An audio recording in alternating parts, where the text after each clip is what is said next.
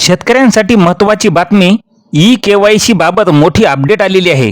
नमस्कार शेतकरी मित्रांनो, कृषी केंद्र आणि राज्य सरकारच्या विविध कृषी योजनेचा लाभ घेण्यासाठी ई-केवायसी पूर्ण करणे अत्यंत महत्त्वाचे झालेले आहे।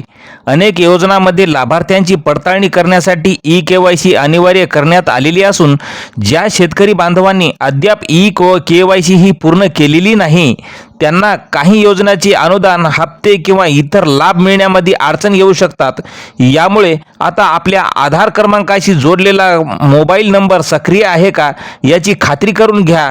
ई-केवायसी करण्यासाठी जवळच्या CSC केंद्राला, महासेवा केंद्राला किंवा संबंधित शासकीय पोर्टलला भेट देता येईल। काही योजनांसाठी मोबाईलद्वारे ही ई-केवायसी पूर्ण उपलब्ध असते। तर मित्रांनो, शेतकरी बांधवांनी आपल्या कागदपत्राची पडताळणी करून वेळेतच ई-केवायसी पूर्ण करावी, जेणेकरून कोणत्याही शासकीय योजनेचा लाभ घेण्यात अडथळा येणार नाही। तर अधिक माहितीसाठी आपल्या तालुका कृषी केंद्रालयाशी किंवा संबंधित विभागाशी संपर्क साधावा। तर मित्रांनो, अशाच शेतीविषयक माहितीसाठी आपल्या चॅनलला सबस्क्राईब करायला विसरू नका। धन्यवाद।